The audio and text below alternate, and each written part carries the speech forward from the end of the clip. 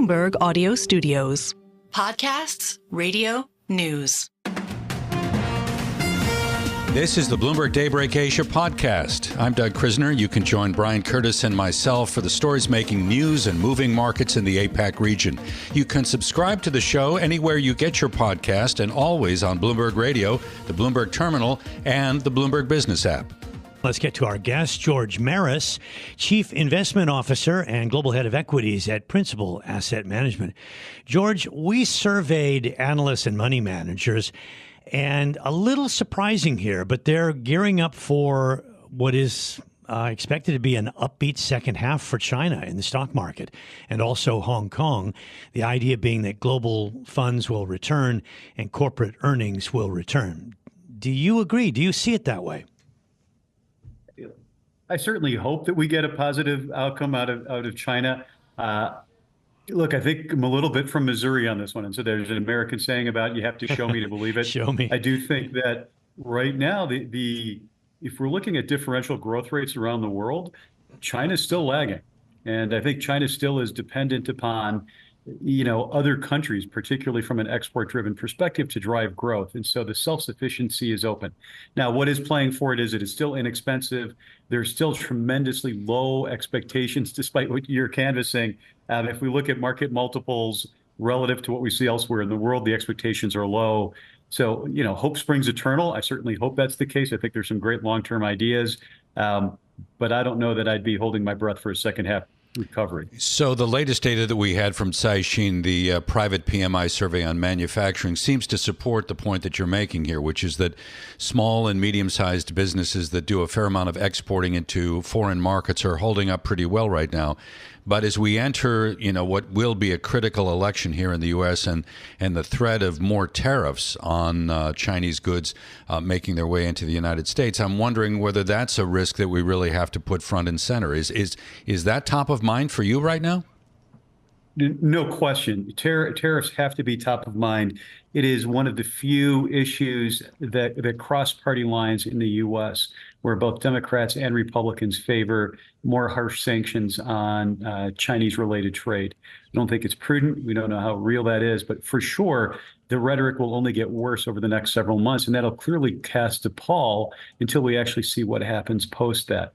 The offset, though, is we do see a very, the weakness in the yuan continues to be a natural, offsetting support. So it's helping that manufacturing export activity, but for sure, you're only going to get further political pressure coming from the states on Chinese-related exports.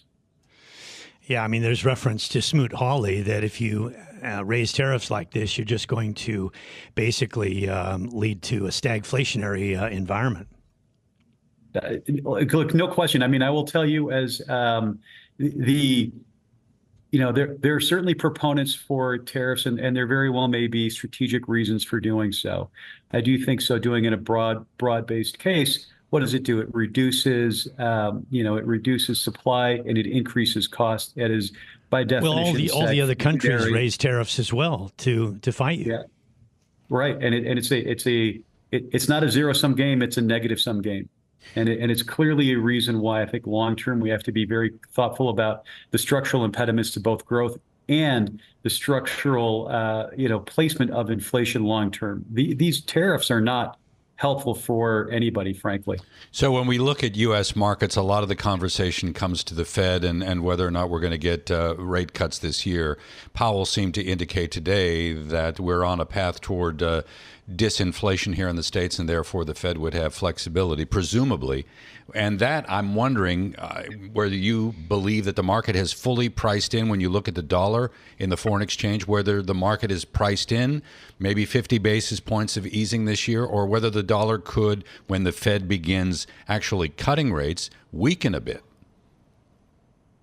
I do think the market is all over what the Fed is likely to do. I think just given where the calendar is, not only do you have an election, but you've got a limited number of opportunities this year. The market seems to be pricing in 2 cuts. I think that's about right. I also think that the currency markets are pricing it in as well. Why is the dollar still strong then when you've got potential rate cuts on the horizon? Clearly, Powell was, hinting that he would love to cut. I think the reason that the dollar remains strong is, one, you've got continued beggar than neighbor policies happening around the world. Look at the yen at 161, and the BOJ continuing to be happy that it's sitting there, right? We've got weak yuan as well. There is a beggar than neighbor currency war somewhat happening, I think, to drive export competitiveness, and I think that is helping keep the dollar stronger. And I think the other reason too is that the U.S. continues to be one of the few sources right now of, self-sustaining growth. Right now, many places in the world, again, whether you're talking about Europe or significant parts of Asia, that growth is being driven by export-led demand, and I think that is a much more tenuous case than self-sustaining demand, and that's, I think, certainly buoying the dollar. And a self-sustaining stock market, which is kind of surprising because, you've seen NVIDIA pull back 13% from its recent 52-week high. And you've also seen Broadcom come down and some of the others. And yet the market itself is somehow managing. I mean, it's not like it's spreading out tremendously at all. It's just that it's rotating among the Mag 7. How do you see AI stocks performing over the next couple of months?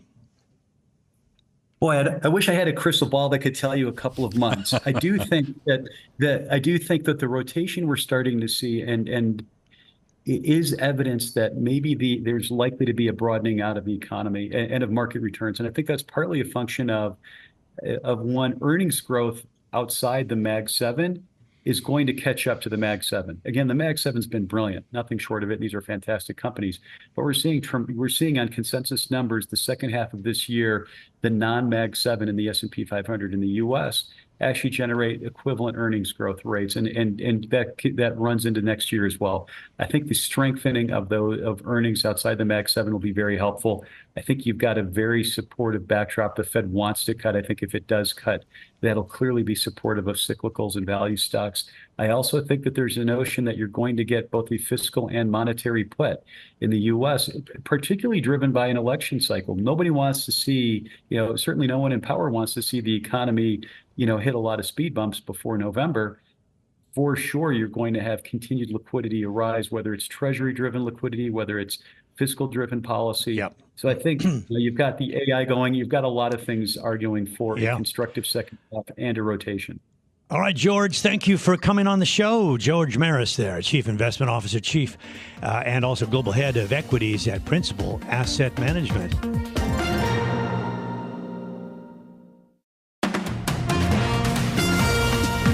Let's get to our guest, Jeff Kleintop, Chief Global Investment Strategist at Charles Schwab. So, Jeff, thanks very much for coming on the program. The S&P 500 is still climbing a wall of worry. There's lots out there to be concerned about. The debate last week is one of those cited. Geopolitics as well, slowing growth. And something that's kind of hanging around in the background is the combined effect, the lagged effect of the 525 basis points of hikes. Yet, the market is kind of inching up to all-time highs. What's driving it? Well, is it? I mean, we have to look at the stock market indexes, and then we have to look at the stocks that make them up, right? So in the second quarter, stock indexes did post some pretty good gains, and they did again today.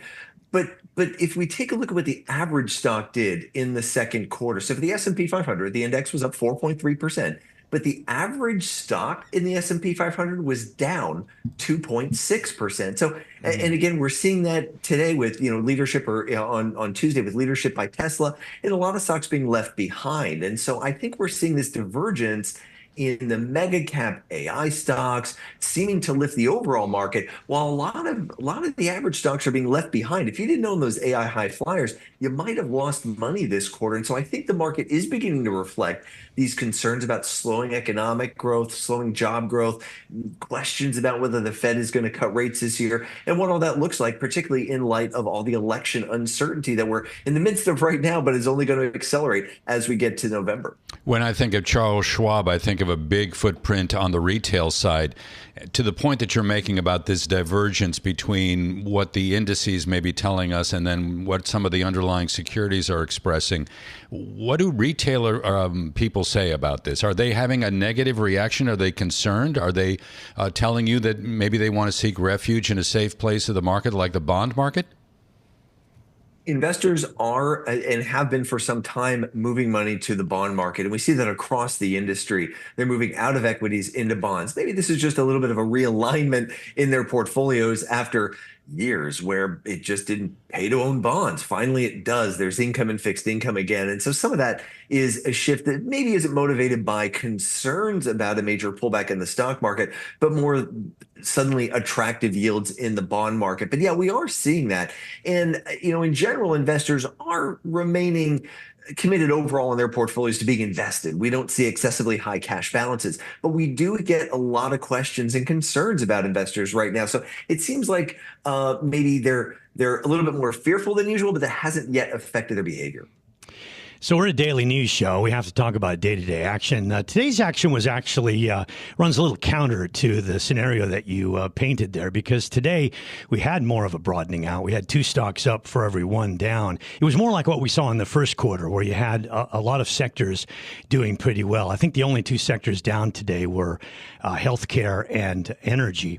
So my question to you is that if we didn't get that movement in the second quarter because we had fears of higher interest rates, because we had fears of higher inflation. So I'm wondering, is today kind of emblematic, because you did have Powell talking about how disinflation seems to be back in vogue now. So is that what it needs? Do we need the Feds to start talking about cutting rates for this thing to broaden out? Well, that's a big part of it, but I think broader earnings growth is critical as well. So much of the earnings performance of the last 4 quarters have been driven by a very, very narrow slice of the market that's finally beginning to broaden. So I am hopeful in the second half of the year we get a further trend like what we saw today. It isn't just Tesla. You're right. We saw most sectors up today, and hopefully that continues. One of the things I'm focused on is the brighter earnings outlook, not just in many sectors across the U.S., but in Europe. For the first time in 5 quarters, we're actually going to see here in Q3, according to analysts, earnings growth in Europe exceeding that of the S&P 500. It's been a long time since we've seen that. So maybe that's another sign of maybe broader economic recovery and broader earnings growth, helping the markets perform in a way that's broader and not so dependent on just a handful of those AI trending names. I'm wondering whether you were in communication today with the trading desk and whether or not they saw a light volume on the desk. And if so, maybe that exaggerated some of the price action that we saw today to the upside. I haven't. I don't know, but it is a holiday shortened week, and so generally when that's the case, you just don't see as much volume. And perhaps that is. We know there's a lot of moving parts right now. Particularly, we've got the Powell today, we've got the jobs report on Friday, we got the JOLTS report on Tuesday, and then of course we've got the French elections and an important deadline today in terms of consolidating who's going to be running against who, and that's an issue as well. So lots of different factors going on in the background that could have driven some of that volatility today. We've seen a little bit of a stumble in China, so maybe we can talk a little bit about Asia. You raised a couple of points outside the U.S. How are you looking at China at the moment? Not well. China did well in the second quarter. I mean, it's hard to get enthusiastic. I know the stocks are cheap. They're single-digit PE ratios. And some of these are world-class businesses. But the reality is that without more effective actions to restore consumer confidence, which is pinned to recession lows in China, and to stabilize the property market, China's domestically focused businesses are going to have trouble trying to generate sales. And despite their low valuations, they're just not going to get there. And at the same time, we've got this rising populism around the world, leading to maybe more tariffs and other trade barriers that could weigh on China's exporters. And so all that combines to really maybe keep a lid on Chinese valuations. Now, we've got the third plenum meeting coming up here, a gathering of China's elite every 5 years. There could be some policy initiatives coming out of that next week, but or I guess the week after next. I'm not enthusiastic they're going to do enough to turn things around. And of course, tomorrow we've got European tariffs kicking in on those electric vehicles and an ongoing price war in China weighing on those stocks as well. So I think that continues to be a real headwind to China. In emerging markets, I'd focus more in India over China. Let's stay in Asia, talk a little bit about Japan. The market has recently shown a lot of enthusiasm. Lately, though, we have seemed to stumble on a lot of concern about what may be the next step for the Bank of Japan. How are you feeling about the Japanese equity space? I'm a big fan and have been for a couple of years now. And I know that hasn't been as rewarding as it could be because the yen has been so weak. The Fed probably more in control of what the yen does than the Bank of Japan is. But I do expect a couple of rate hikes by the Bank of Japan later this year. And we still penciled in 1 or 2 rate cuts for the Fed. So I think that should bring some relief to the very, very weak yen and allow more of those gains to translate through to investors. We've got a global manufacturing recovery that plays right into Japan's strengths. We've got the financial sector, our favorite sector for the second half of the year, is one that correlates very closely with Japan's stock market, in part because the businesses own shares in the banks and the banks own shares in the businesses. They all tend to behave like financials. We think that's a positive for the second half of the year. So a lot of things coming together in addition to the favorable environment for dividends and buybacks we're seeing. So all that combines, I think, to lift Japanese equities in the second half of the year. We've just got to see some strength in the end.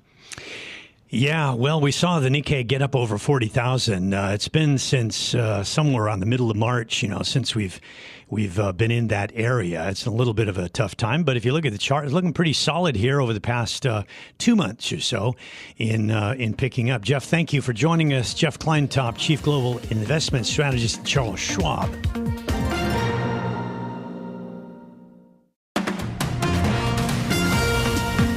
We are joined now in our studios by Zerlina Zang, who is head of Asia Credit Strategy at CreditSights, and with us live here on the program, joining us from our studios in Singapore. Zerlina, thank you. So let's take a closer look at credit in the Asia Pacific, and I guess we can drill down first on China. You seem to be reasonably positive on investment grade, but still a little reluctant to dip your toes into the high yield space. So walk us through some of your thinking. Yeah, we're still quite cautious towards Chinese high-yield credits for a couple of reasons. If you look at the property segment, which is the biggest component of the Chinese high-yield credit segment, we think the fiscal market is still very weak, despite a lot of the easy measures coming from the government. And the important part is it has become very difficult to identify the next winner or the next survivor of the sector. It's just very hard to figure out the willingness and capacity to pay of these developers. So we think the risk reward is very poor. Our strategy is mainly focusing on slightly higher quality carry coming out from the non-property related Chinese credits. I think the good thing is because of the property support measures, the credit contagion risk has reduced over the past 6 to 12 months. So we still see some opportunity in that segment. I think outside China, the high yield segment in Asia has become very expensive. If we exclude Chinese properties, the Asian high yield segment is more expensive than U.S. high yield, as well as the EM and the European market. So I think a lot of the investors are also looking for opportunities outside the region at the moment. Why not just focus, in the case of China, just on the sovereign bond market and push aside for at least the moment the IG space? Yeah, I think a lot of investors are indeed looking into the local currency space. The Chinese local currency market being one, and the Indian is also a quite prominent one over the past few months because of the index inclusion. I think there has been quite a strong foreign inflow into the onshore Chinese bond market because of the divergent monetary stance of the PBOC versus the Fed. And if you do FX hedging, there are still some carry and yield coming from the hedging lag. This is still a popular trade, but I think right now people are seeing a little bit of resistance from the central bank. There has been a lot of the window guidance of the central bank pushing back against the ever declining yields of the Chinese onshore sovereign bond curve. Yeah, so there's not much yield there. We understand that because so much Chinese local money, local currency, has kind of hidden there in safety. So you like the credit there, and one of the areas that you mentioned is Hong Kong BBB property credits. Now, is that because you think they've made better choices there, or that they're just generally better managed, or just better financed? I think our recommendation is really coming from a relative value point of view because of the trauma down of the Chinese property sector to the Asian credit investors. These investors are very skeptical of anything related to Greater China property, but we think it's a quite different case for Hong Kong property developers. First of all, they are not just residential development; they have commercial property. They also have a lot higher willingness to to pay and capacity to pay. So we still see some opportunities there. But that said, I think everybody knows the Hong Kong property sector is facing a quite prolonged downturn as well. We are trying to pick the stronger players of this sector who can really hold up well through this down cycle. And I'm curious as to whether or not when you say make a decision to go long an instrument, whether you're thinking for maybe a shorter term capital gain or whether you're looking at the yield and holding to maturity. Do you have maybe a strategy that you can share? Yeah, sure. I think if you look at the credit spread, right now in Asian credits, it's very expensive. We are talking about the spread is at 10-year historical low level. So from an excess return point of view, you're probably not going to get that much of upside. But from a duration point of view, because our house view is still the Fed is going to cut about 3 times till end of this year and another 4 times in 2025. So for investors with a slightly longer term investment horizon, you can still get quite good price return from this U.S. Treasury movement. But I think still need to be cautious about duration given the volatility. You mentioned Hong Kong being in a long-term downturn. And I'm curious, you mentioned 3 cuts from the Fed this year and 4 next year, so 7. How long is that longer horizon for you for Hong Kong, for instance? Do you see recovery anytime in the next few years? We are looking for a recovery perhaps towards the end of next year because one of the reasons that people are not buying homes is because of the negative carry. The rental yield right now is lower than the mortgage rate. And Hong Kong's monetary policy basically followed the U.S. So once the U.S. Fed cut, we are going to see that situation improving a bit. I'm curious, too, about your expectations on the part of the PBOC. Forget, the issue of short-term monetary policy adjustments. What about the PBOC, very quickly here, becoming more actively involved in the bond market? I think that's very much a window guidance. I think a lot of the investors are asking whether this is another quantitative easing coming out from the PBOC. I don't think that's the case. It's a regular or another new tool in their liquidity and money supply management. I think the central bank over a long term is still looking for the rates to go lower so that the local government bond cost won't be so high. Yeah.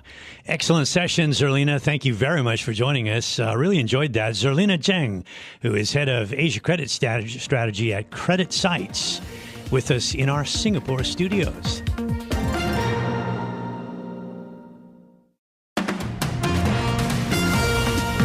Well, Doug, joining us now for some discussion of markets is Peter McGuire, CEO of XM Australia.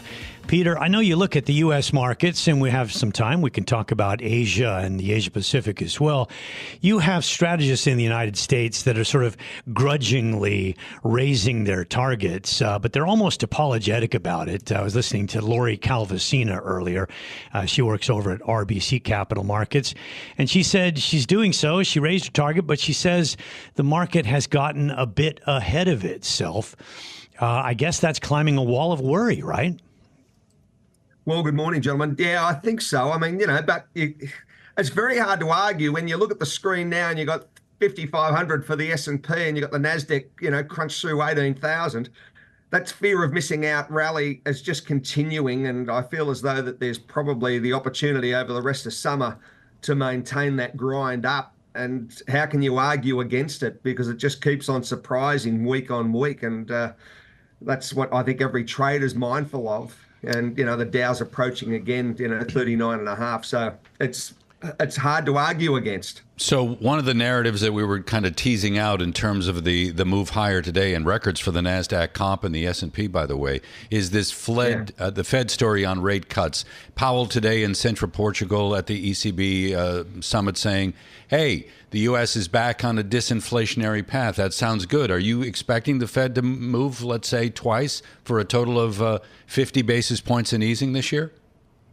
Well, I think first off, there's a 75% probability of, September with a rate cut then. Let's see how that rolls. And then naturally you've got the election early November. And do we see another one sometime in that year, in the rest of the year? So it's a wait and see approach, but I'm in the camp that you will see something happen in September.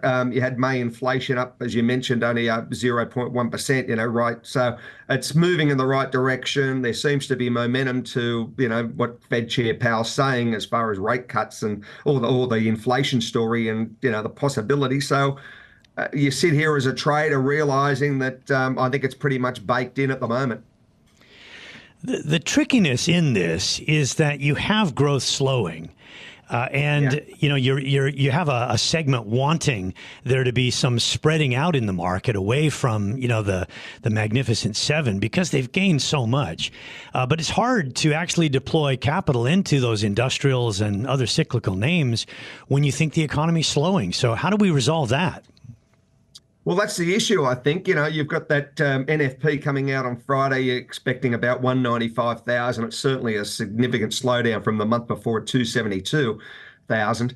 And you're looking at, I'm looking at the PMIs for June. Everything seems to be a little bit softer in that regard. And I think it's just a wait and see approach how the rest of summer material rolls out. There is some softness certainly in the economy, and you can't take your eyes off that. Many downsizing and certainly businesses closing up.